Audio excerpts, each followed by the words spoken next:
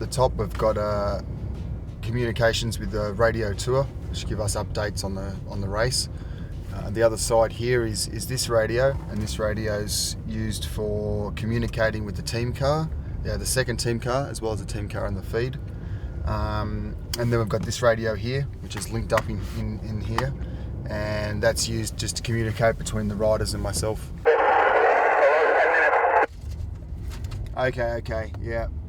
I think, it's quite possible they're thinking about their GC spot, and Movistar, I think, are thinking about teams class as well as the stage. Katusha, don't know. That's Coke in there. Huh? That's Coke in that built bottle. Oh yeah. Good riding, mate. Coke. You have another Coke? Another Coke. Take this to Christian. I know that the technology that goes into the race radios is pretty ancient. We have a lot of trouble hearing back and forth. I mean, the riders have no trouble hearing me, but I have a lot of trouble hearing them, and they have a lot of trouble hearing each other.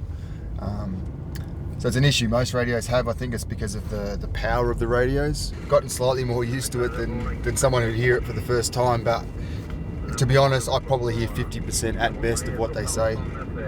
And there's some guys that are better than others. They speak more clearly and sort of the right distance from the mic, but others are almost impossible to understand. When it's something a little bit more complicated that needs discussing, because you can understand so little of what they say, then it's better to just come together at the back of the bunch and have a bit of a chat about it that way.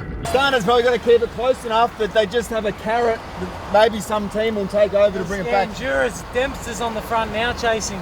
Right. He's riding. I don't know if he's chasing. Yeah. I reckon there'll probably be a half-assed attempt at it at some point, but I wouldn't. It's not going to come back. You looking? Good. Yes, I guess good. All right. Cheers, mate.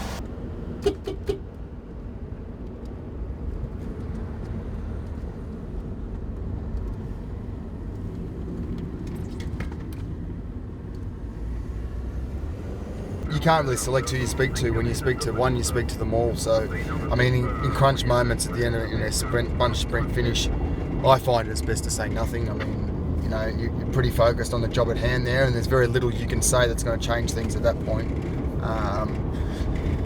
But I mean, I've worked with other directors that have been very different, and they can shout at you the whole way.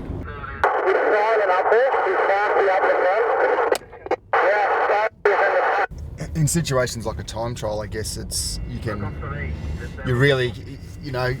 motivate them by telling them your time splits, or you're going really well, or not, or you look good, or you're going fast through this section, or you can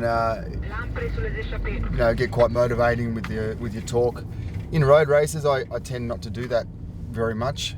It's a bit more information based, but then at crunch periods when things need to happen, then I guess you can put a little bit more urgency in your voice. So guys, FYI, at the top of this climb, you've got a 15-kilometre descent on roads like this, so quite technical, and it looks pretty fast. And directly at the bottom, you go straight into the next Cat 3.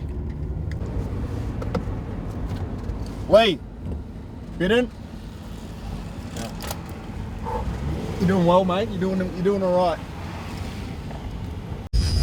Here up on the wall in the hotel, we've got a list of the riders' weights. They've been in this hotel for 3 days, and each morning all of them have weighed themselves on these scales down here. Now that's not to make sure that they don't put weight on,